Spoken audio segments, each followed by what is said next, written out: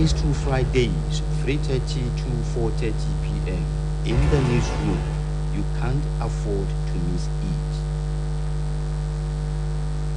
Masato, thank you for joining us again on the program in the newsroom. But I have to sincerely apologize for for coming behind schedule. It was due to some logistics reasons. Now, we are here once again with the topics as usual, those topics that the trending issues that has to do with the interest of the country. Now, the first topic on the list, on the list of topics for discussion this afternoon is the comment coming from President Buhari saying that his best is not good enough for Nigerians. And he said, my best not good enough for some Nigerians. That is coming from President Buhari. Then we are still going to look at the issues of the issue concerning the 2023 general election that has to do with the collection of PVCs under this heading. 2023 is frustration as Nigerians queue for PVCs. Then we are also going to look at the warning coming from the International Monetary Fund, warning Nigerians over dwindling oil revenue. IMF warns Nigeria over dwindling oil revenue. Joining me in the house this afternoon is Akiola Olabi. Akiola, you are welcome on the program. Thanks. Good afternoon to our viewers. Yeah, let's start the program pending the arrival of some of our guests. Now, I can look at this comment coming from President Buhari. My best not good enough for some Nigerians. How do you take that comment? Buhari is saying the obvious. An 80-year-old man should be able to assess situations fairly well as far as he's concerned. When it comes to his personality and the way people perceive him. More so, his case is different. He's not just an 80-year-old man in a corner of the country. He's an 80-year-old man whom fortune had made to rule Nigeria as a military president, military head of state, and as a democratically elected president for the first term and the second term that will be running out by May 29 next year.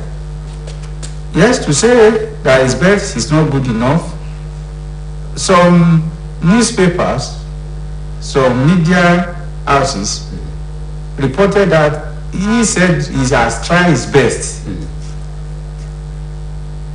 In most cases, you and I can try our best, but our best may not be good enough.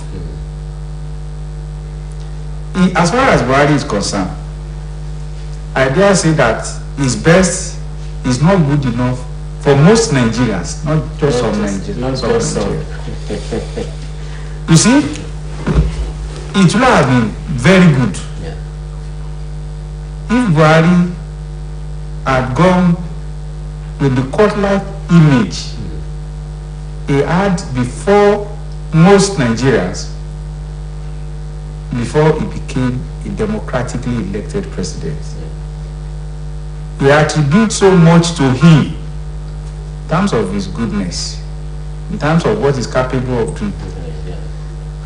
Unfortunately, he campaigned on those belief of him as far as Nigerians are concerned.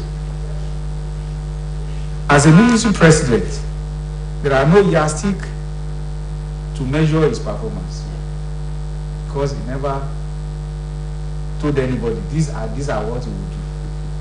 But today, he campaigned, talked about security. We know where we are security-wise. Campaign talked about the economy. We know where we are as far as the economy is concerned. Talked about the exchange rate of the naira to foreign currencies. We know where we are. look at the issue of petroleum products prices.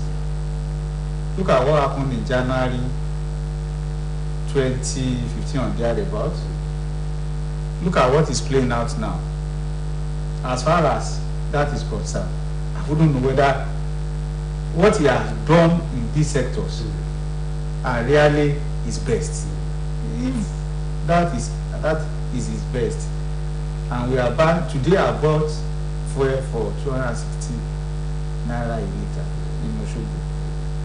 Before then, when he came, it wasn't up to 100 naira. So for me, I wouldn't say that is good enough, not to talk of being the best. You look at his promise concerning employment opportunity. I will create 3 million jobs every year on an annual basis. We are in Nigeria. You can access it. In terms of our unity and our polity, we know where we are, how divided we are rather than being united. So if he said his best has not been good enough, and he knows that, I want to think it's a sincere assessment. Okay. Even when he has his reasons to think he had done what Nigerians should be appreciative of. Maybe you look at the electoral thing, that sector, maybe he has done that, he's doing it, you hope he's sustained. Maybe if you get it right with our election and leadership, maybe history will remember him for that. All right. Thank you, Waki. Let me go to Latif. Latif Agbola, you are welcome to the program. Thank you. Yeah. Let me, we are looking at the first topic of our discussion, the comment by President Buhari saying, my best not good enough for some Nigerians. How do you react to this comment? Well, honestly, I can say so many things, and the fact remains that the truth has no true color. Truth has just one color. The fact remains that Nigerians were, how do I put it, were eager to have a kind of messiah in Buhari when he was coming in 2014, 2015. Unfortunately, the figure the Nigeria was looking at in Buhari was not the one who is ruling us now. In fact, it would have been better if he didn't contest for the second time in office. But unfortunately, this is Nigeria where the very few people who enjoy upside down system want it to continue that way. One, I see this stumbling block in the way of Buhari when he started in 2015, not now. The way he ruled in khaki, in the uniform, it was not possible for him to rule in democratic settings. You see, this is a government of the people, by the people and for the people, whereby even for a very frivolous issue, people will go to court to stop the government. Putting that one apart, one thing I also observe about President Buhari is that he trusted the few people he believed he knew for years. And this is democracy. I believe leadership is about identifying people, resourceful people. Look at Chief Obasanjo. As much as I don't like his way of governance, I like the way he discovered some people, like Nuhu Ribadu, like Nasiru El-Rufai, and the use of others, including the present governor of Anambra State, Chukwuma Soludo, who designed our Naira system then. What I'm trying to explain here is that majority of the blame goes to Buhari, no doubt about that, but the terrain on which he is operating till now cannot, even let me put it this way, even if the best American president comes to Nigeria today to rule, he may not be able to deliver. All right. Because this is a system whereby corruption has been institutionalized. Okay. And there is nothing you can do. Lastly, please, let me add this. Okay. He has another inadequacy. That inadequacy is that he doesn't know how to show his appointees the way home. When you don't know what you are doing again in government, just go. He doesn't know how to do that. And that's not the best quality of the leader. All right, Latif, thank you. Let me go back to Akin. And I want to look at it this way. You know, President Buhari is passing these comments now. Why is he suddenly realizing that his best is not good for Nigerians when his time is almost out in office? We need to understand the context Okay. and the circumstances of that message. Okay. And we need to know that Buhari is not declaring himself a failure. Also, we need to know that he's saying that in lieu of the fact that he's on his way out. First and foremost, Buhari has this belief, like some or most of the people around him, that Nigerians should be appreciative of his contributions to the social, economic, and political development of Nigeria thus far. And he is of the opinion that as much as he has done, you see, you have, in quotes, let me put it in quotes, some ingrates who, rather than appreciating him, Exactly, that's the tone of the message in the first place. are criticizing him. Who, rather than appreciating his good work, are harassing him. Why he himself used the word harass. And if you look at it, this entitlement attitude of our leaders, that they are doing us good, that we should be thankful of.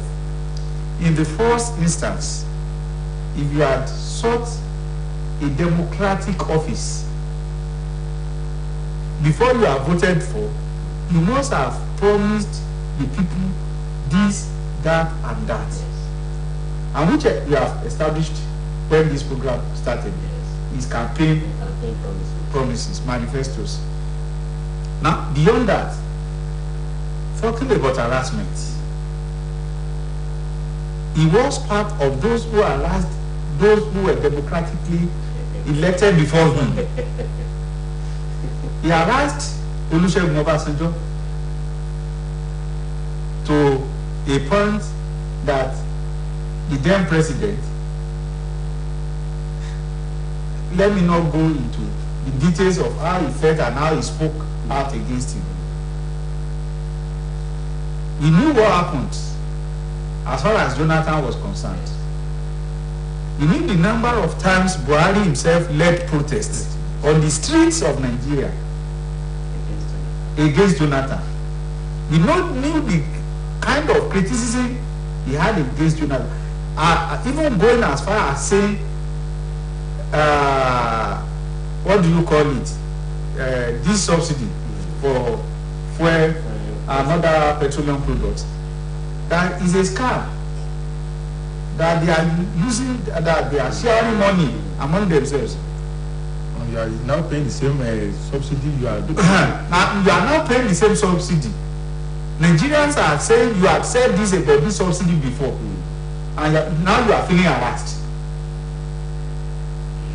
So you need to look at the context of what he said, what he expected of Nigerians, what he's getting from Nigerians, and what Nigerians were expecting from him, and what they are getting from him, and the fact that now is like singing what we call closing glee in those days. I mean, really, Baba.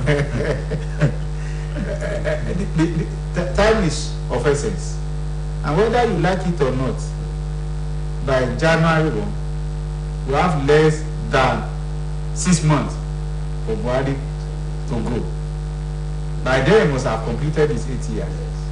And they say it in Yoruba that the debtor is only in a hurry when he's promising midnight that in 3 days' time I will pay my debt. When the day breaks, it remains yours a day. Okay. The day is breaking now. All right, thank you. Okay.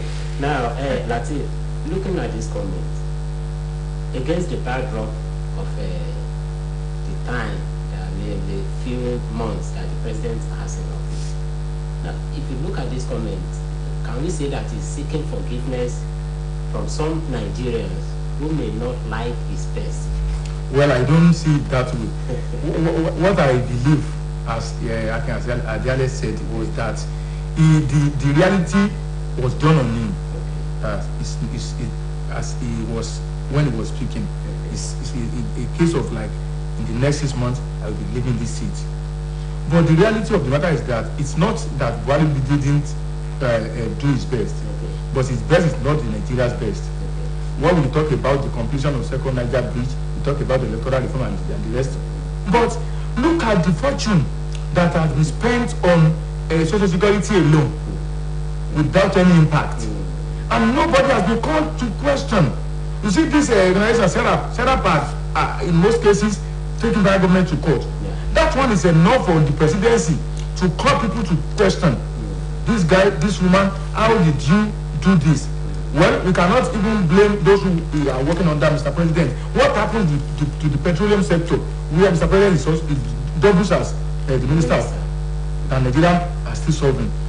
It took the courage of the vice president, President as the acting president then, to show Daura the way out of government. When Daura became the thorn on the flesh of the government, the federal government will give a directive, Daura will give another counter directive. The same government. And because of the family affair, I wouldn't know, and maybe some other factor that we may not know. So Mr. President didn't do anything. Well, I can also talk about his health. When he traveled out sometimes and he returned after some months, he said, and I quote, he said, "I have never been this sick." Maybe after he's okay, health-wise, he doesn't have that capacity to go the way he expected to do it. But if it is in a sinner climb, so to say, he should have thrown in the towel. He should have resigned. That will have been, because Yoruba people will say, I say if eventually he didn't win the election of 2015 in the first place, that would have if not for Buhari that didn't win that election. But now that he has won in 2015 and 2019 consecutively, what is the result today? We have seen a masquerade. Exactly. He has done the best. He's a man. Exactly. He's not an angel. He's not living. He's man that you have under the paraphernalia of. Look at this security of the thing too, the anti-terrorism and the what have you. When we expect Buhari, a major general, a retired general of Nigerian Army, to have, even there was a time told Nigerians that the federal government had technically defeated Boko Haram. And it took Mr. President several years before he could even summon the courage of telling the security chiefs to leave. I don't know why. If you cannot do it, go on. Let the serious-minded people come and do it for us. But I don't know what is exactly going on. Unfortunately, even after they had left, he even appointed them our ambassadors. I don't know. Something is fishy. All right. Thank you, gentlemen. Let's move to the second topic of our discussion for today. 2023 is frustration as Nigerians queue for PVCs. I think, in spite of the fact that the electoral body oftentimes says that urging people to come and collect their PVC, people are still queuing for PVCs. How do you react to that? You see, we have spoken about our president. Okay. It's time to speak about ourselves. As far as the electoral sector is concerned, I want to say under Buhari, things have been looking up. Elections are having semblance of what they should be. And one of those things that form the background, the fundamentals of the workability of elections as far as democracy is concerned in Nigeria is this permanent voters card. and other accessories that came with it, like differs and the likes. And I want to say that in some states, Independent National Electoral Commission, in majority of the states in Nigeria, Yes, majority. have done very well. I know of a state in the southwest where jingles urging people to go and collect PVC has been on now for more than 4, 5, 6 weeks, consistently on daily basis in their government radio airwaves and the federal government electronic media that you have in those states. Of course, in some of these states too, you have the resident electoral commissioner and the staff of INEC in those states, including local governments, moving from place to place to create awareness on the collection of the PVC. The way it was created when the window of opportunity was open, either to get a new PVC, to make a replacement for the lost one, or to even transfer. Unfortunately, Nigerians didn't embrace the opportunity. In Osun, even if you are not having those jingles on here, you have the resident electoral commissioner that has been moving from place to place, strategic places, churches, mosques, marketplaces, doing roadshow. That is person to person. And also they have just started just yesterday a program on radio here. So for anybody to say he didn't hear, the question is, why are you waiting this late to collect it? And is in this part of the country where you have some of us claiming to be elite, to be educated, to be literate, and while some of us went for the registration for PVC, it wasn't necessarily to vote. Yes.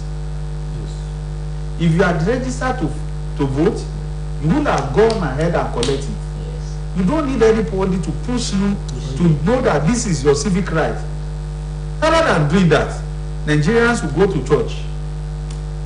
Nigerians will go to mosque, pray for good leaders. Without active participation in the electoral. So is it God that will come down from heaven and send the angels down to come and vote when he has in given your place? Free will. When he has given us the free will, what man will do, God will not do it. And what God will do, he's not expecting man to do it. And that is why he has given us the free will. Choose as appropriate. If we now decide to be self-withdrawn, to do what is expected of us, if anybody is frustrated, it isn't the government, it's not Buhari's government frustrating anybody as far as collection of PVC is concerned. It's not the Independent National Electoral Commission that is frustrating anybody. It is we or not. We are the one frustrating ourselves because we didn't take the necessary step and action when we should. And it's going to get worse because by 21st or 22nd of this month of January, there will be a stop to it. So you are going to see more queues between now and then. But good news, now they are taking a step, maybe for a week or so, to devolve the card to ward level. So at the ward level, if Nigerians will embrace the opportunity, maybe the frustration may be a bit reduced. All right. Thank you, Wake. Latif, 2023 is frustration as Nigerian key for PVCs.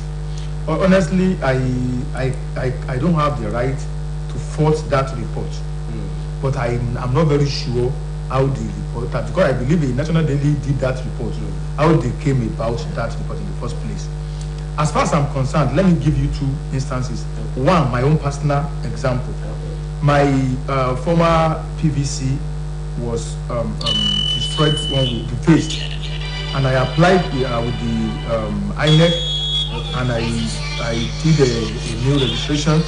And when the PVC was ready, I went to the polling unit whereby I cast my vote during the election. Okay. That's where I collected my PVC. Okay. They sent their officials there for several weeks to distribute this thing. I went there. When I got there, they asked me the temporary this thing. I couldn't even provide it, but I told them, I gave them my details, and they looked for it and they got it, and they gave me a form to fill that you came for it, not somebody else came on your behalf to take it. That's an example. Another example is, even if you look at around here in Osogbo, the state capital, you see time with that number, you see INEC officials there distributing this thing for people, and there were no queue in those periods. That's why I said, unless the person, the one who did this report went to some states where we have security challenges,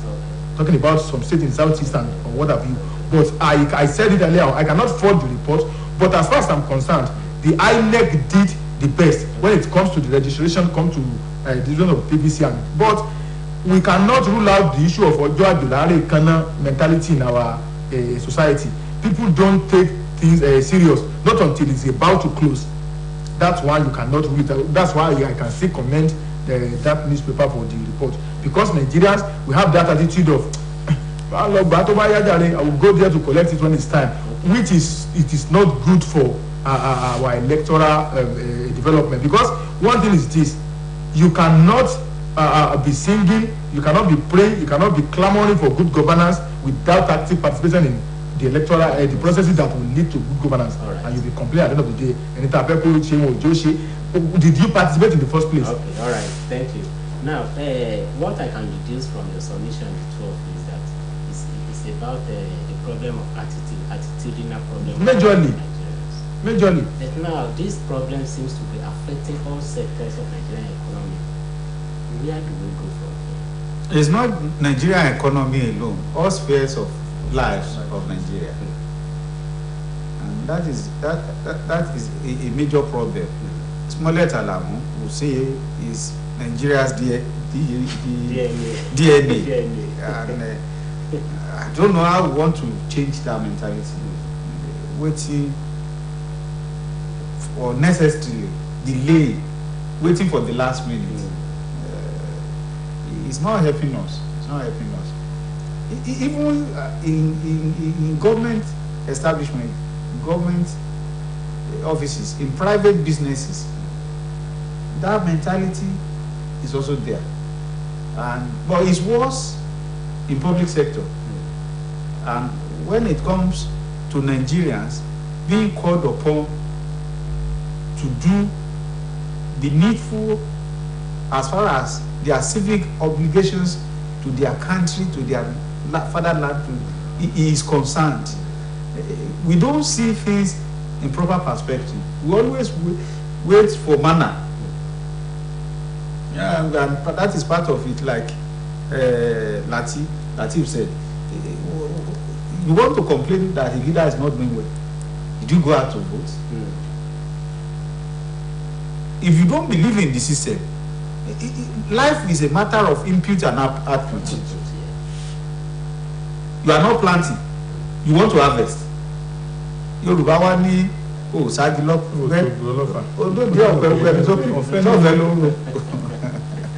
All right, okay, thank you. Latif, is there any clue as to how to get out of this quagmire? Well, there are ways. I believe there are about 2 or 3 ways. Number one is we must believe in our country, patriotism. Majority of Nigerians lack patriotism. You'll be surprised that if not those who are actively participating in politics, those who are contesting, are the one who will coordinate people to even register as voters. That shouldn't be. you still see some Nigerians that will tell you, so listen to that statement is somehow, that means we are not patriotic. Apart from that, you query the National Electoral Agency. Now what are they doing in the first place? Even not alone, not on, about electoral issue alone, but about so many issues. As if this agency is sleeping. Honestly, even almost than sleeping, slumbering. Because I believe in those days when people didn't want to do something, or they have the kind of attitude that were not too good towards something that affected the nation. You will see Noah going out doing their duty. But today, you ask, where is Noah today? National Electoral Agency. And then lastly, our religious leaders, whether in the Christendom, in Islam, and the traditional level, they are more concerned about what divides us than what promotes the progress of the country. So those are the areas I think we need to do more. Because there was a time I engaged an electoral official. I couldn't recall the time, this year, maybe the middle of this year, about people's attitude towards electoral process. And what the man told me is a very senior officer of INEC. He said that's okay. I thought we were talking about the electoral education, and he said that's the duty of political parties.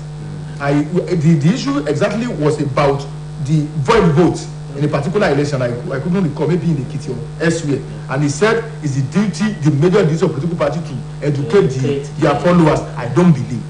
I argue with him. INEC has a role. Political has a role. Then Noah too has a role. It shouldn't be left to politicians, because don't forget, politicians will only educate people to vote for their own party, not the way they will vote without causing a unnecessary problem. So in a nutshell, every stakeholder has a role to play. Right. But majorly, you talk about electoral agency, you talk about religious body, and you talk about our own individual too. Because in most cases, nobody tells you before you go and prepare your breakfast and take it. But it is when it comes to a national issue, you become a baby. All right. That will be soon. Okay, thank you.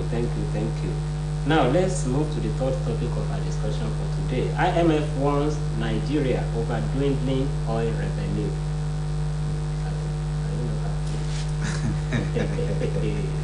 Where should we be afraid?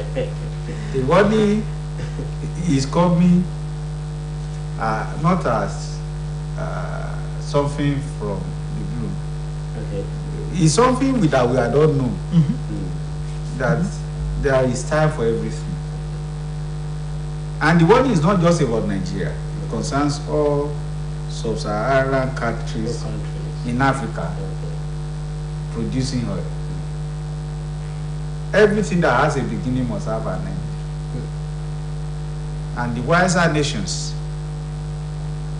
producing oil have known that decades ago. And they've been working about it. They've been working on it. Even Nigeria at the time was talking about diversification of our economy. But as much as we try, the more we try to diversify, the more billions of dollars it's been diverted to private pockets. Of course, the world is moving from fossil fuels to cleaner energy. And even if you keep producing, as far as that transition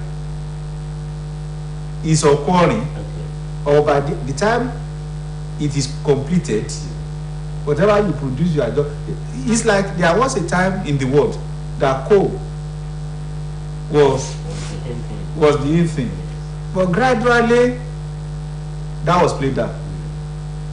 You still have some countries still making use of it, but you couldn't have compared it to about 70, 80, 100 years ago. Okay, so that is what. Then there will be what you call a kind of swing in prices of these products, which is happening, which has started happening now.